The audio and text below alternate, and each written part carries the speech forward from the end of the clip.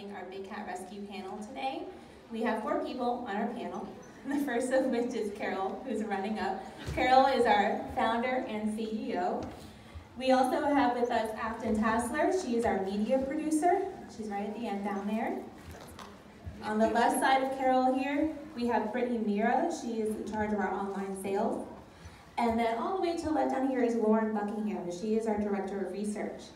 We're going to go ahead and start with a few questions from the panel. And then if you have questions along the way, just raise your hand. And what I'll do is have one of our outstanding volunteers, Rebecca Williams, she's in the audience. She'll have the mic and she'll run over to you and make sure that we can hear your question. I do ask that you just raise your hand so we know it's you. And just to introduce ourselves, Big Cat Rescue is one of the world's largest accredited sanctuaries for big cats. We are situated on 67 acres here in Tampa, Florida. And our mission is to take care of the cats that we have at our sanctuary, to end the abuse of big cats by passing legislation, and to conserve big cats in the wild. With that, I'll ask Carole our first question. And Carole, could you tell us a little bit about how BCR got started and where we are now? So I'm wondering how many of you out there are rehabbers? Are there any rehabbers in the room? That was how it actually started. You? No, I was. You can't hear. You can't hear? Is this better? Yeah. Should I hold this, I guess? Yes. So when I was 17 years old, I was frequenting cat shows and spent a lot of time going to the vet. And so what would happen is some bobcat would get hit by a car and the vet can fix them up in 30 minutes or so, but then you're talking months of rehab for that cat to be able to go back to the wild. And since they knew I loved cats, they would ask me, would you take this cat home with you? And there was nothing more vicious on this planet than bobcats, and they're my favorite. I love them. They are just the best because they are so fierce and so strong. And if you think about that, over the years, I think we've had like 70 bobcat calls, and probably at least 2/3 of the cats who have been hit by cars, and sometimes hit more than once by cars, have survived. And I don't think dogs and cats do that very well, but bobcats are just so tough that they do. So I had been doing that from the time that I was 17 until I was 30. When I was 30, my late husband and I had gone to an exotic animal auction because we would buy llamas and we would turn them loose on big properties. We're in real estate for a living. And they clear about eye level. And so this guy comes in, and usually it's just hoof stock, you know, horses and goats and llamas and that kind of thing. But this guy came in, and if you can imagine what a auction is like, there's screaming and yelling and people running all over the place and all of these hoof stock that are just terrified. And this man came into the selling ring, and he had a 6-month-old bobcat who was so terrified she had her paws wrapped around his neck and she had her face buried into his neck. And they're bidding and yelling on this cat, and the guy next to me seems to be the lead bidder on it. And so I leaned over to him and I said, when that cat grows up, she is going to tear your face off. And he said, I'm a taxidermist. I'm just going to club her in the head in the parking lot and make a den decoration out of her. That collective response you guys all had, that was the response I had. And so I tell people all the time, if you had the ability to do something in a moment like that, you'd come home with a bobcat too. And that was what started the sanctuary. And because she had been declawed and she was from another state, I couldn't rehab her and release her back to the wild. So we started looking around for somebody that she could play with, because we had a German Shepherd. And keep in mind, bobcats are only like 25 pounds. They're not that big. But she was beating the snot out of this German Shepherd on a regular basis. Had my daughter absolutely terrorized. My husband, if he came up to the refrigerator, the cat would be laying up on top and leap down onto his head and start ripping his hair out. At night, she would get into the bed with me because I was the only person that she liked, and she would just dare him to step foot into that room. And so he decided she needed somebody she could play with. And so he started calling around, and back then there was a publication called the Animal Finder's Guide for exotic animals. And he found a guy that said he would sell him a kitten, but he had to drive up there in person to La Center, Minnesota. So this was 1993, before the advent of the internet. We loaded my 13-year-old daughter, one of her little friends from school, and my husband and I into a van, and we drove to La Center, Minnesota. And when we got there, there's no sign out front telling us what this is. It's a big tin shed, and you guys have probably all seen pictures of puppy mills. So it looked just like that. It was like these cages with wire floors that were suspended so that the feces would drop through. Very small cages. This table would be like for 2 cats. And the filth in this room was so incredible because the carcasses from the animals that they would eat were rotting in the cages with them that wouldn't pass through the wire. And the flies were so thick, we had to take handkerchiefs and put it over our faces just to be able to breathe and talk to this man while he was showing us all these kittens that he had. And I looked over in the corner of the room, and there was a pile of dead cats, and they had cut off the bellies of these cats. And I thought that was just so bizarre. I didn't know what that was at the time, and it was like there was this freight train going through my head. I just couldn't believe what I was seeing. I couldn't even hear what this guy was saying about these kittens. And finally I said, is there this big of a market for these guys as pets? And he said, oh no, this is a fur farm, and whatever we don't sell as pets, we'll slaughter next year for their fur. And so that little piece of white spotted belly fur, that's all they use. So that's why it takes 20 bobcats to make a single coat. And that's why those cats were all laying in a pile. I later found out that what they would do is feed those cats back to the living cats. So I broke down crying, and I could barely, through this train that was screaming through my head, hear my husband say, how much for every cat here? And we went home with 56 bobcats and lynx that day.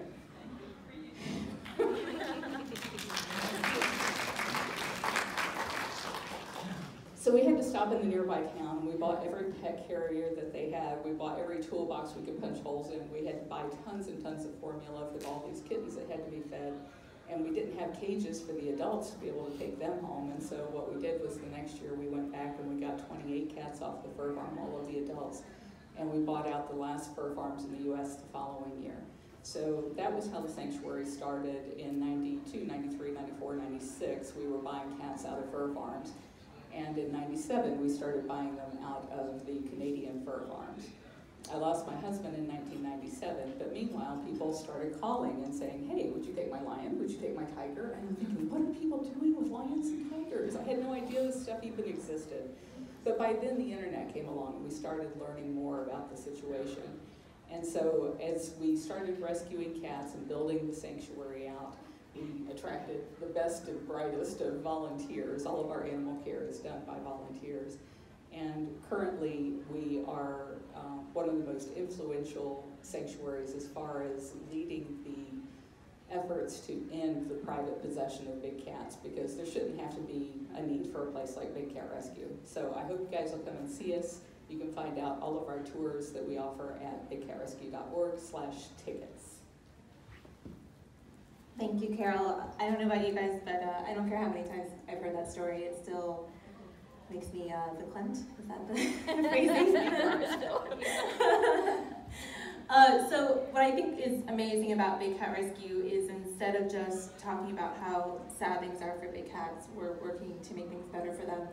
And on that topic, Afton, our media producer, is also one of our outstanding keepers, and she's been part of quite a few of our rescues at the sanctuary. So, Afton, I was hoping you might be willing to tell us maybe your favorite rescue story, and then why these cats need to be rescued in the first place. Can you guys hear me? Oh, yeah. Well, I'd have to say my favorite rescues, to start there, is ones that I've been on, because I'm most experienced with.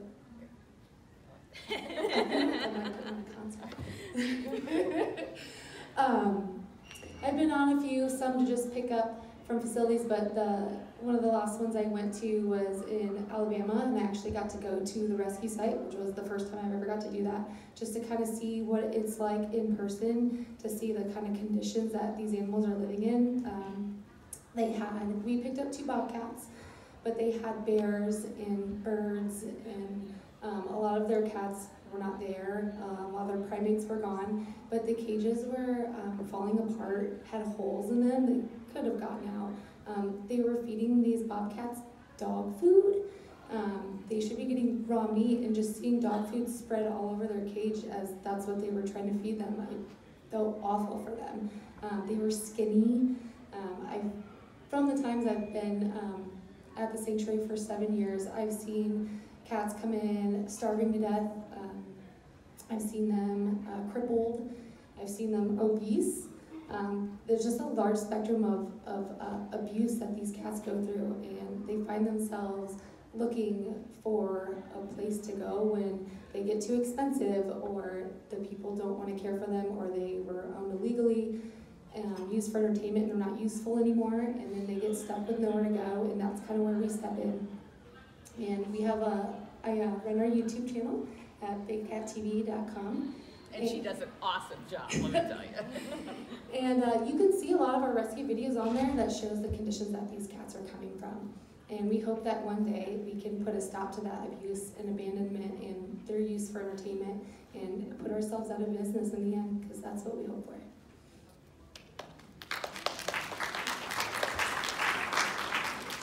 Thank you, Afton. As she mentioned, a lot of our rescue videos are on YouTube, bigcattv.com. We do have our Big Cat Times with us today, our magazine, at our booth in the Big Cat Rescue Room, and there's a link to that in the magazine as well as our live cameras. I think one of our panelists got to know us because of our videos, so thank you, Afton, or two of our panelists. And I was hoping that Brittany, who in addition to running our online sales, also does our Instagram and a lot of our live feeds for anybody who watches us in the afternoon on Facebook. I was hoping she might tell us what brought her to Big Cat Rescue and a little bit more about what you do. Sure, and maybe explain that a live feed is not a live animal being fed. Oh, yes, that is ours, yes. Yes, hello.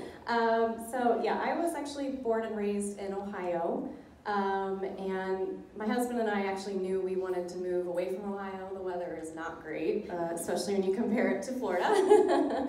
And I'll fast forward from the time we decided to move. Back in 2011, in Ohio, we had something occur, if anybody's heard about this. Most people refer to it as the Zanesville Massacre. Back in 2011, a man named Terry Thompson owned a lot of exotic animals on his property. He opened all of the cages and then committed suicide. It was all over the news, all over our newspapers. I was driving down the highway, there were big signs saying caution, exotic animals. It was surreal, like I couldn't believe this was something that actually happened. By the next day on the news, you just saw pictures of dozens and dozens of exotic cats that had been shot and killed, bears, wolves, hillsides of dead, amazing animals.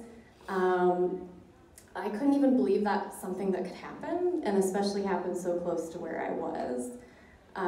So that kind of stirred up my online search for how did this happen? How can I get involved? How can I make this stop? Horrific, completely horrific. I won't even get into all the details because I'm still very emotional about it, but it did lead me to finding a YouTube video of Joseph Lyon. If anybody follows us, you know all about our Joseph. Found him roaring on YouTube, was amazed by him, looked into his story, later found out he was originally from Ohio. Yes, a native lion in Ohio. Again, baffled, can't believe this is a thing. It led me to watching every YouTube video that was out there. I found the website, I found out they had a volunteer program. I told my husband, Mark, this is the thing, this is what we're doing. We decided Tampa, Florida area is where we were going. We moved down in March of 2015. I think we had our orientation in May and started volunteering that June. And just worked our way up to senior keepers. We're both still keepers out there. I've had a background in photography and graphic design. I have a degree in that. And my passion was always animals, but I kind of went down the path of the arts road instead. So it's been really amazing to combine the two here. Afton is actually the one that suggested me to photograph a rescue that was coming in. That was the first time that I really got to try my hand at using my photography skills to help out at Big Cat. That later turned into Jamie asking me to photograph the Wildcat Walkabout, which is our biggest event that we do each year. And then Carole approached me about Amazon and taking photos of products for Amazon. Absolutely. And then that spiraled into being the online sales manager. So I do that, but I'm also still heavily involved in the social media. I do run the Instagram.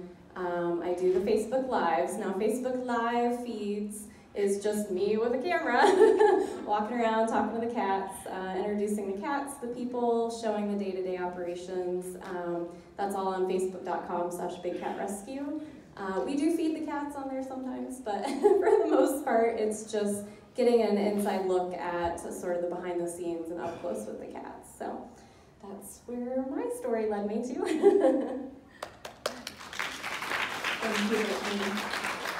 For anybody who visits our booth, as you turn the corner to the left, there'll be a large pop-up of a lion, and that is actually Joseph Lion at our door at the entrance of the room. So you can all say hello to Joseph. And it's interesting that you brought up Zanesville, because in our work to end the abuse of big cats, we are working on legislation at the federal level to end the private ownership of big cat, and that was very much started because of what happened in Zanesville. And in fact, the sheriff who is in Zanesville, who had to put down those animals, is one of our largest supporters on the federal level of getting support to make sure that we were able to pass the Big Cat Public Safety Act.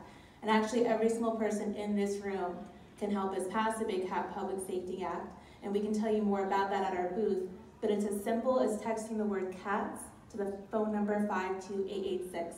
And we have more information about that at the booth, but your phone calls to Congress, which is what happens when you text that number, are the most effective thing we can do to pass legislation to end the private ownership and put ourselves out of business. One other thing that piece of legislation will do is help the conservation of cats in the wild. We know very well that the trade of cats as pets here in the United States actually negatively impacts the wild conservation of animals. And our focus is in conserving big cats in the environments they're found in, which is why we have Lauren here to talk a little bit more about our conservation work, as well as our internship program and how she came to Big Cat Rescue. Hey everyone, so I actually came to Big Cat in 2013. If I sound a bit weird, it's because I'm from England, so I apologise if any of you don't understand me. What was that? But Big Cat Rescue is actually known all over the world. We have a lot of followers worldwide, and I actually found out about Big Cat also from YouTube. It was actually when Chris Paul of Carole and Marmalade was our media producer, and it was a video of Cameron and Zebu. And I was watching this video, trying to figure out where this place was, looked online and found out about the internship program. I came out here with the intention of being here for 3 months. I've now been here for 6 years, so they pretty much couldn't get rid of me. I just kept coming back. Big Cat really is one of those places that it's an amazing facility to work at, not only with the cats, but also with the people. We're essentially like a big family. Everybody works with everybody else. We all work well together to try and provide the best care for the cats that we have, and also to get the message out about what we really do as a facility and in the trade and helping these cats. Now, one of my main jobs, I guess, is the conservation side. Obviously, the cats that we have on site are one of our main priorities, but we also want to help those cats in the world and inform people about cats that they may have possibly never heard of. We actually work with a lot of organizations worldwide, from Russia to Africa. We've helped out funding projects out in Costa Rica. That's everything from tigers, leopards, palace cats, if any of you have ever heard of them. We also deal with a lot of the smaller cats who really only receive about 1% of funding when it comes to fundraisers. We work with a great doctor called Dr. Jim Sanderson. He really is the leading guy for small cat conservation out in the wild, and so we'll often work with him to find these projects that people may have never heard of. But one of the things we make sure of is we really only want to support projects that are in line with our mission. So anywhere that has contact with cats or uses these cats, exploits them in any way, that's not something that we're going to be interested in helping. Obviously, we want to try and help as much as possible. We donate, actually this year we had a budget of around $100,000. So that's something that really can make a difference out in the wild, but also bringing light to these projects, sharing their work, sharing their message. We have a whole page, bigcatrescue.org/insitu, INSITU. You guys can go out and read all about the projects that we've supported. We also have an interactive map where you can see all the pinpoints of projects that we've helped. And really, it's great work. It's really enlightening and also kind of positive to find what people are doing out there to help these cats. You know, we really are a small part of what's going on worldwide. But yeah, so that's pretty much what I do. But just to go back to the internship, if anybody is interested, if you have any family members or people that want to help these cats, the internship is hard work. It's 3 months and it's 12 weeks at a time. We do about 60 hours a week as an intern, but you really get to learn more about what we do at the sanctuary and help out. We're always looking for volunteers, so if anybody wants to volunteer and help out, all the information is online. But yeah, that's pretty much me.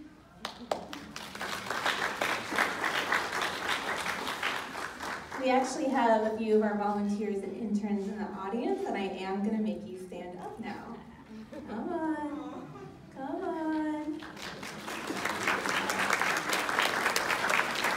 Where's Chris? Chris Cole now also volunteers with us as well, in addition to Cole and Marmalade. So we welcome everybody here to join the Big Cat Rescue family. If anybody has questions, now would be the perfect time, and you want to raise your hand. And Rebecca here is more than happy to come to you. Real quickly, Lauren, would you be willing to tell us about the Sandcat project, and particularly the wonderful find that they had recently? Yeah. So we actually helped fund one of the first Sandcat projects out in Morocco. There were 2 European researchers who went out there to essentially do just a species count to find out how many were out there. They'd been out twice previously and found tracks, or I wouldn't say tracks. So sandcats, just to go back, are very hard to track because they have fur on the bottoms of their feet, so they don't leave footprints. So the only way really that you can track them is by scat or through eye shine, by taking lights out and looking for these cats. They found a number of adults that they were able to sedate and collar and re-release to kind of track their ecology, their behavior, their whereabouts they go. But actually the last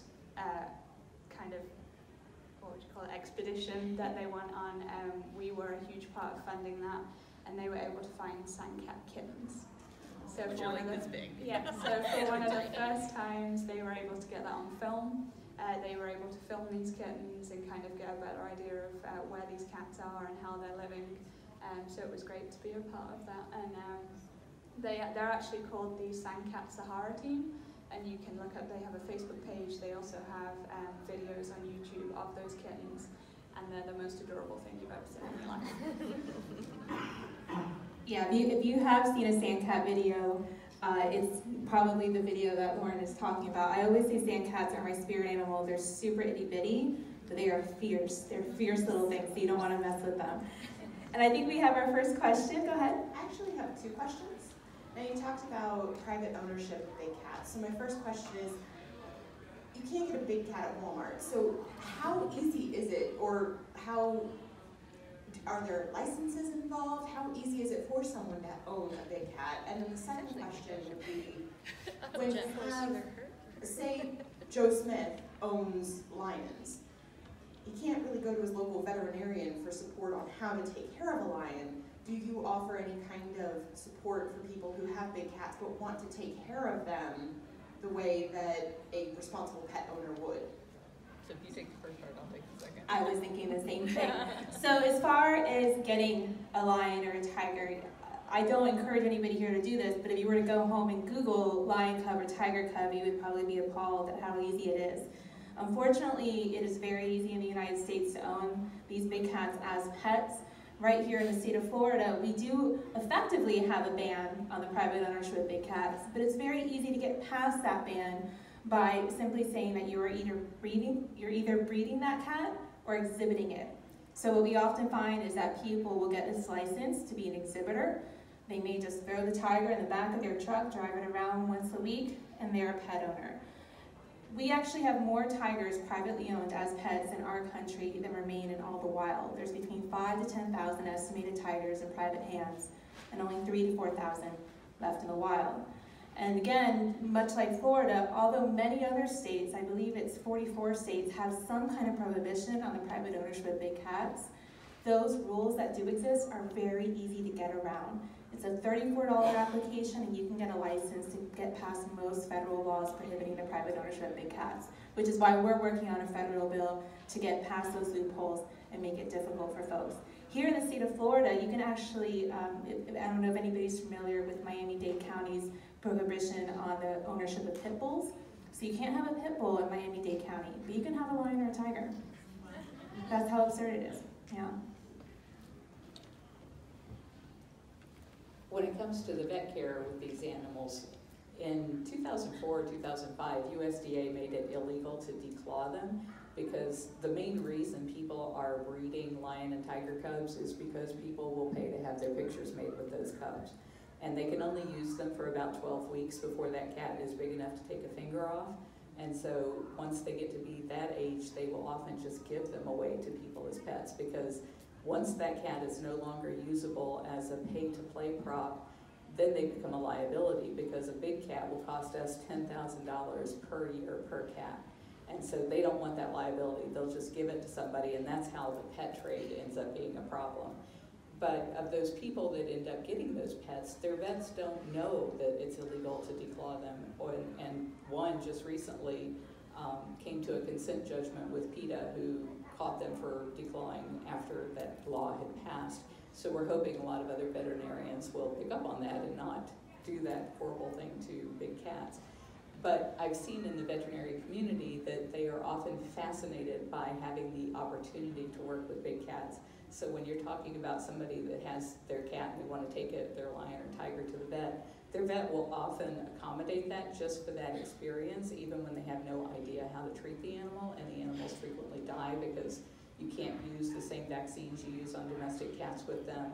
You have to use a killed virus. They don't know that. They end up killing the cats that way, or from anesthesia, not knowing how to handle that. We have 2 veterinarians that have been with us for a very long time, and they are absolutely wonderful. They both volunteer their time, and on occasion they have gone to help an exotic owner in Florida that we have contacted them and said, would you please help them out, because they can't transport the animal's suffering, we want to go do something. And so we try to help where we can, but we don't want to enable that bad behavior. So whenever we do offer that help, we offer that help with a caveat that you have to spay and neuter and not get another animal. So we're trying, in the same way when people want to dump a cat on us, we don't want them to just go out and get another cub, because they all think, well, you know, I could try over again and do this better the next time around. It's like, no, you're not going to do that. You're going to contract with us to never own another exotic cat if you're going to dump one on us. Thank you. Question? Yes. But this isn't about lions and tigers, but our replenishing population of the Florida panther, can you give us some idea how many are left? Yeah.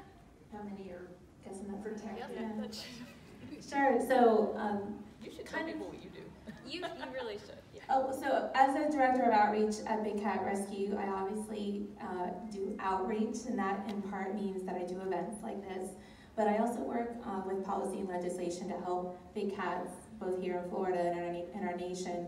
So that would include the Big Cat Public Safety Act, which we're working on. But I also work here locally on the Florida Panther. And right now, it is estimated that the Florida Panther population is between 120 and 280 adult cats. The reason they focus on adult cats is because the mortality rate is extremely high for the cubs. Florida Panthers are still considered a unique subspecies of cougar. We do not have any Florida Panthers at Big Cat Rescue. And this cat, as of right now, is the most critically endangered cat in the United States and across the world, because they're considered a unique subspecies. Right now, unfortunately, the breeding population is only south of the Caloosahatchee, which I had to work really hard to say properly. And the problem they have is that females have historically not gone north of the Caloosahatchee. That doesn't sound like a big deal, but as many of us know, the population growth of humans in South Florida is abundant. And so the range that these panthers have to roam is getting smaller and smaller by the day. It's getting encroached upon, and unfortunately our state has allowed a lot of industrialization and growth in primary panther habitat. So the only way the Florida panther will succeed in the future is if they can move north of that river and expand to the rest of the state.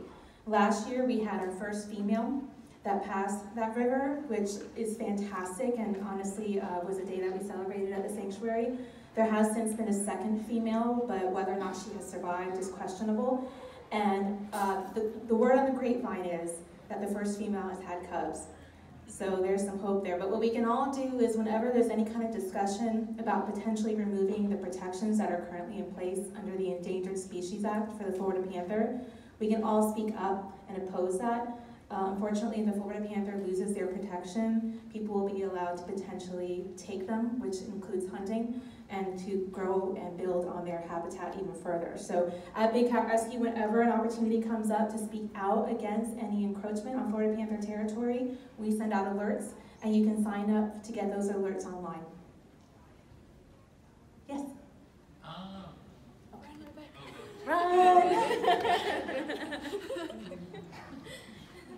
I want you guys to ask lots of questions. Do you have any sort of long-term plans for sort of the effects of climate change on particularly sort of your, like the whole cat sort of rescue business or thing? Yeah, actually, it scares me to death. And every summer, I think, how on earth did we survive the heat this year? The cats have shade. When you guys visit, you'll see that we are blessed with abundant shade. And a lot of the cats have pools, and their keepers spray them off, and we're always watching for it. We've started investing in air conditioners. We have portable air conditioners that we cart around the property.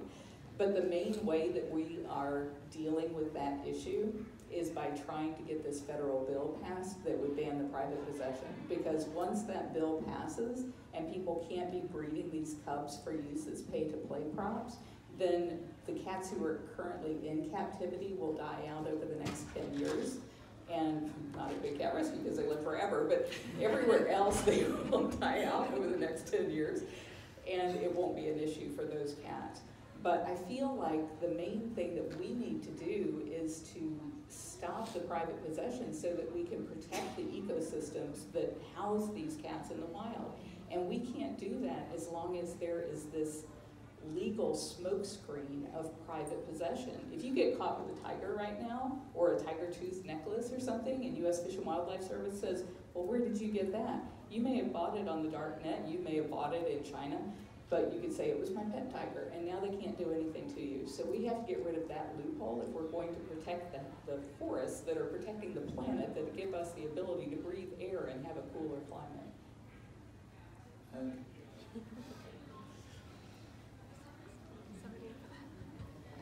Carole, could you? Well, I'll just point out that we also, not that this in any way will change climate change, but we do have quite a few solar panels at Big Cat Rescue, and we really pride ourselves on being a green sanctuary. And Arcadia.com. Oh yes, if anybody wants to sign up for green energy, you can go to arcadia.com. Thank you, Carole.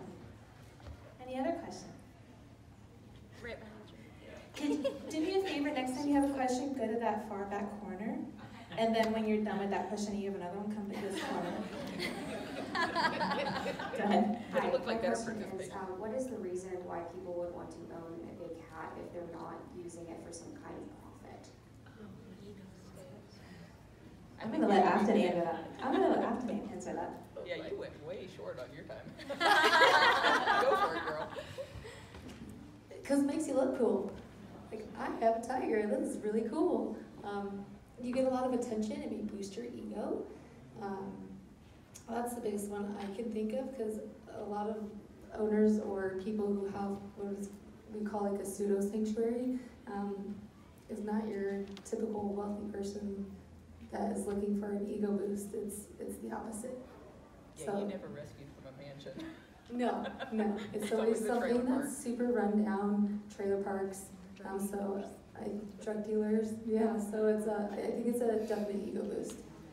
And actually, Brittany, could you maybe comment on how that shows up on Instagram? Oh, yes.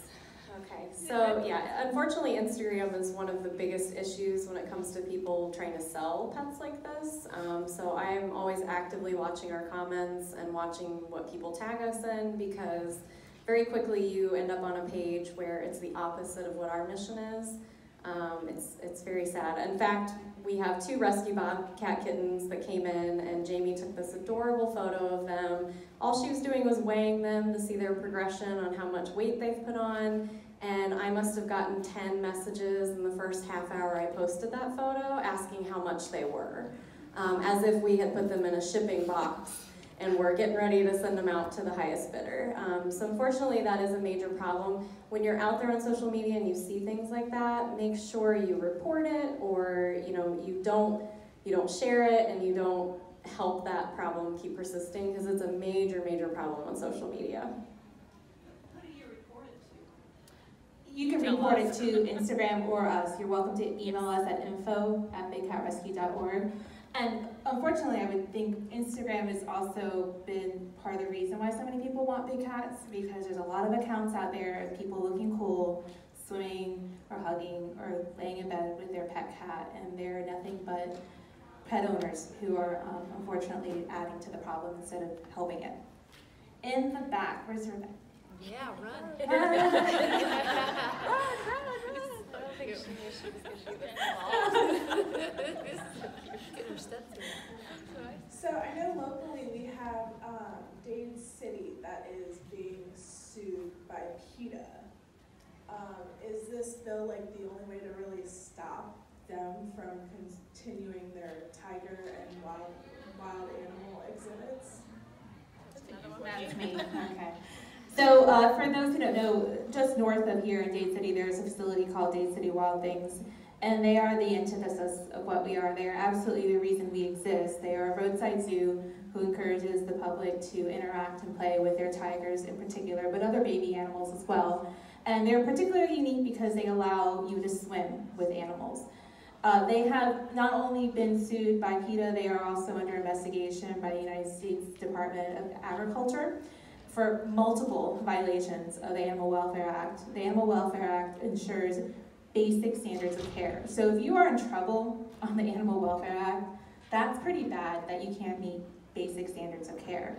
And what they do is they constantly breed tiger cubs for the people to interact with, for the public. That tiger cub at 3 months of age is no longer profitable, and then they ship them off and sell them off as pets. They may sell them to another roadside zoo, or they may cage them in back and continue to breed them.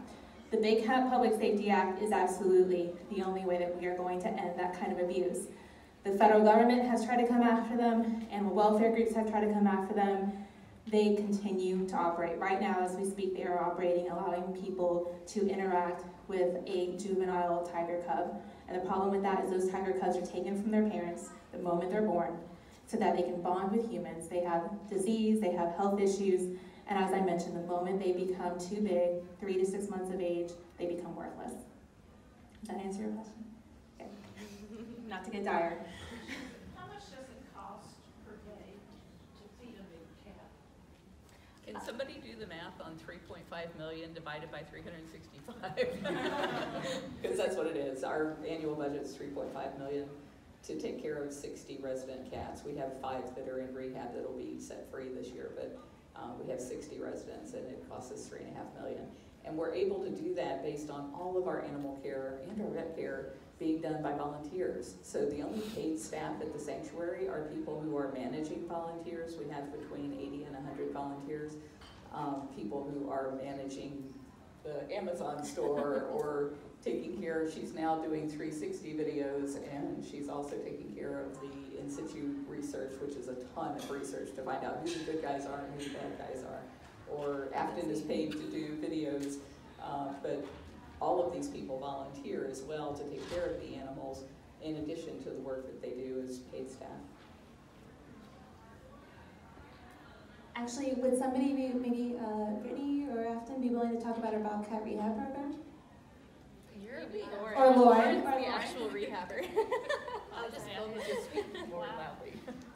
So we actually have a rehab program in place at Big Cat where we can take in injured or orphaned Florida bobcats rehabilitate them, and then release them back into the wild. We keep them in an area of the sanctuary that is completely off limits to a lot of people. Obviously, we don't want to cause any human imprinting on these cats. So there's a small team of us, there's 7 of us that take care of these bobcats. Sometimes they come in a couple weeks old, sometimes they come in a couple years old, it really all depends. But essentially these cats, we have to, once they've been rehabilitated, we have to get them looked at by veterinarians to make sure that they are healthy enough to be released. And then we have to take them back to the area that we first found them and release them back in that facility. So since I've been here, I've lost count of how many we've rehabbed and released. But for me, it's probably one of the best parts of what I get to do. It is part of my volunteer work. So as Jen said, we do all put in volunteer hours in addition to our staff hours when we work with the cats. But the rehab program really is something where you get to see these cats go back to where they belong. You know, unfortunately, a lot of the cats we get in, they are going to be captive for life. They cannot be released. They don't know how to hunt, and many of them are not native to the States. You know, we don't have native tigers and native lions. There's nowhere to put them back to. So with the bobcats, it's kind of bittersweet. You know, you work with them, you get them healthy, and then to just be able to see them run and go. You know, it kind of, part of you doesn't want them to leave, but at the same time, it's great to see them go back to what they're supposed to do, you know, and give them a second chance, which is something we typically don't get to do with a lot of the cats that we take in. So yeah, it's a really, really cool program. Can I add something to that? I'm no longer on the rehab team. I don't get to go back there and see what goes on with the animals, but what I do know is that they have to keep those cats wild, which means there's no, you know, sweet talking to them, there's no trying to build a relationship with them. Everything that they do is to try and keep that cat as wild and as independent as they possibly can, which means every day of their lives they are taking care of cats who absolutely hate them and want to kill them. And they love those guys to death. And they still are sad to see them go. And it's like, that cat hated you every minute of its existence here. But you still love them so much that you want them to be free, but it's hard to imagine you to be. I'm not an official rehabber, but I've been to a lot of the releases. It's by far one of my favorite things we do, and I cry every single time. I don't even know these cats, but there they go, and it's amazing. So for any of you as well that are interested, we do have live cameras on the rehab bobcats. So you wouldn't get to see them on a tour, but we do have a number of live cameras around the sanctuary. If you go to explore.org, you can actually watch a number of our cats 24 hours a day. You can see what the bobcats are up to. We also have it on a couple of our tigers, our lioness Nikita, who just sleeps all day. So if you want to watch a cat sleep all day, go there. But no, it's really great to see, and it's with the bobcats, especially when they're younger, they are super active. They're very playful. But it's something that you guys can kind of follow along with their journey, see how they're doing, get updates about how they're doing. And then typically with the releases, we do live feed. So you can see them be released, live feed as in on the camera. If we have a signal. So typically wherever the release spot is, we'll take you guys along with us so you can see that moment where they leave as well. So it's pretty unique. I think we have time for 1 or 2 last questions. So Rebecca, right after her, there's a lovely lady in the back. You were talking about it being so hot in Tampa, so the question is, A, why Tampa, and B, have you ever discussed moving the big cat rescue to another place or opening a second one in another location? There's no way I'm moving north. I feel really fortunate that we don't have to break the ice on their water bowls here, which is what we hear from most of the other sanctuaries, and it's like, I have no idea how they deal with that. There was a time in our history when we had 600 acres. We're on 67 acres where we are currently, and we thought about moving to the 600 acres, which would have been another hour north of Tampa, but we decided against it for a lot of reasons, and mostly because of the fact that all of our animal care depends on volunteers.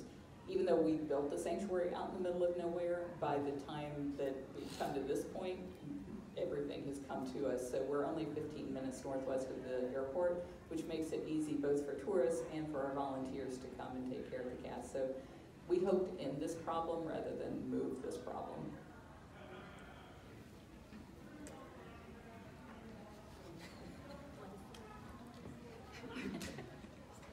We're waiting. Come on, Rebecca. We were just wondering what you do with all of the cats if there was a hurricane in this area. Ooh, there's a video. Afton? So we had Hurricane Irma last year, supposed to be Category 4. They stay in their enclosures. They all have cement dens to get away from the weather, but our interns, a lot of staff, Carole, our president, which is her daughter, all hunkered down and took shelter actually on property. And your dog. And my dog. My dog was there too.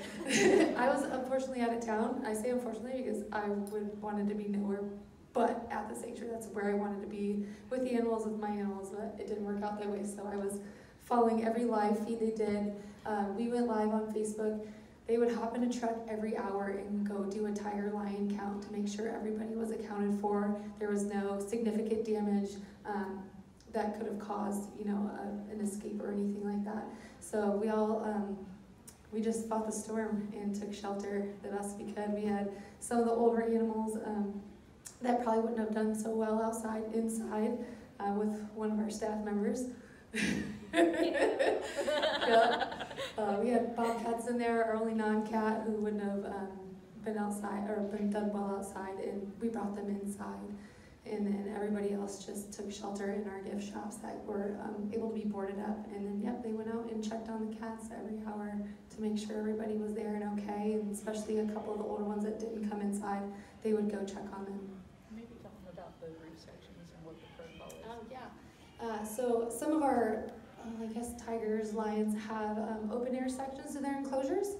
We have a vacation area that's 2.5 acres that we, every 2 weeks, our tigers and lions get rotated in and out of this space.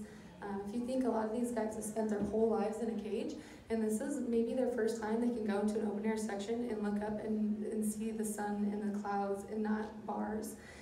So we try to provide those kind of enclosures for our cats. So if winds exceed 30 miles per hour, even on just like a random summer crazy thunderstorm like we get, they all go into a roof section. They all have an option to come into a roof section so that if there's any kind of debris or anything like that, it's not coming down on the cats. There's nothing that can, a tree won't come down, they can't just use it to climb right out. We hunker them down into a roof section that all have cement den options for them to get out of the weather. But I did see some of the live that they went on the hurricane, and some of the tigers, because tigers like water naturally, and they all have pools we provide for them, and they're out just walking around in the rain and wind, just like the chaos. Yeah, like Priya just walking around out in the rain. I'm like, what is she doing out here? So we try and stay put. Evacuating would be such a nightmare, not only for us but the cats. Very stressful. So the least stressful thing we can do is just do our best to keep them safe at the sanctuary. Fortunately, we're not in a flood zone, so tidal surge is a huge concern if you're closer to the bay, but fortunately we're far enough away and high enough up that we don't have to worry about that. We have quite a few generators on property for power. And if you were to visit the sanctuary, you would notice that our cages are built in such a way where air passes through, so we don't have to really worry about winds. And they're also built to be a little more structurally sound by having round walls.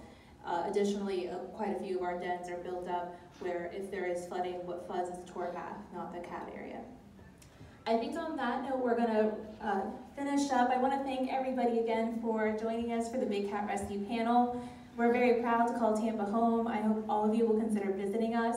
If not, you can check us out, as Laura mentioned, on explore.org, as well as bigcattv.com. And if you want to come visit for a tour, you can book that reservation online at bigcatrescue.org. When you leave, if you'd like to visit the booth, we have a lot of our amazing volunteers and interns at that booth right now. And if you go out the doors to the right, to the left, and then to the right, and then to the right again, you'll look for Joseph, and then you'll know where we're at. Thank you so very much.